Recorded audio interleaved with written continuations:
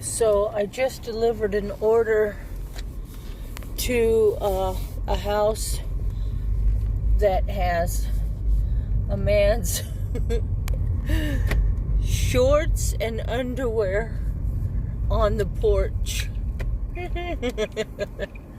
I'm like, okay, somebody take off his shorts and underwear and leave them on the front porch. Okay.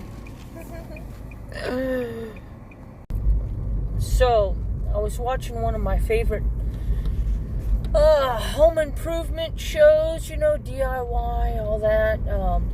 One of them is called Desperate Landscapes, and I really like that one. It's on the Discovery Plus channel. And then on HGTV, they have this channel. What's it called now? Something with the yard. I'll have to get the name of it. But it's this guy who's an artist, and he draws what their yard could look like. And so, and then he's got the contractor guy that helps him, and a lady that helps too. It's a new show I just started watching yesterday. And, but they had this one house where the driveway sloped way down, built in the 1920s, narrow on each side, it was a narrow driveway going down to the garage. And so the homeowners, it went down to like the bottom of the garage door to the top of the retaining walls on both sides. Was probably a good 10 feet deep down there. And so the homeowners wanted that whole thing done away with. So what the builders did is they bricked up the garage door and took it out and then put bricks, completely covered that, so that becomes a laundry room or something, and then approachable from the inside of the house. So then they put up, it looks like all this gravel dirt way up high, and then they put concrete all on that, and they curved it in a way. And so now the people can just park right there and then walk into the front of their door. And they built a nice path and everything, and a nice entry.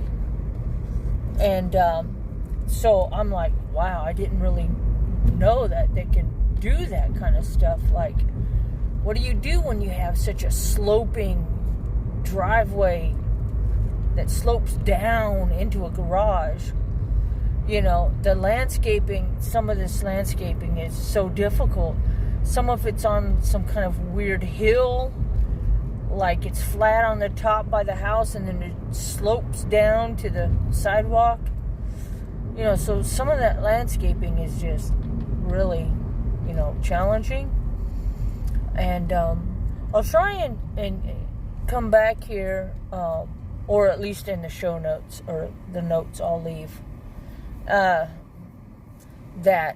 name of that show. Oh, Doordash just sent me a message. Okay. All right. Catch you later.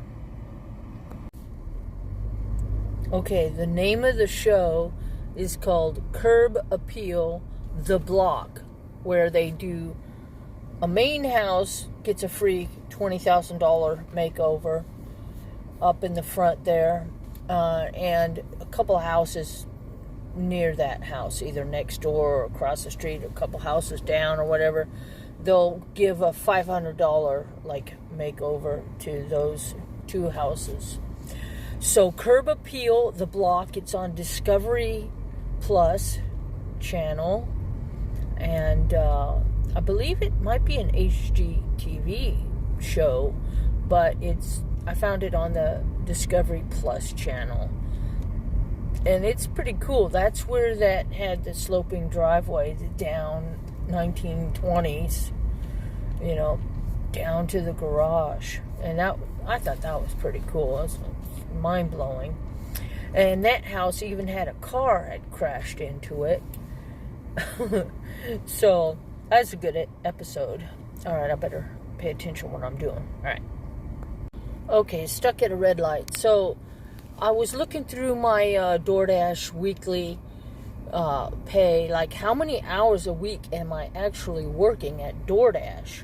So I'm on duty about 40 hours a week, but I am working 30 hours a week actively. So I'll be sitting around waiting for an order, and then once I get the order, pick it up and go deliver it. That's active time.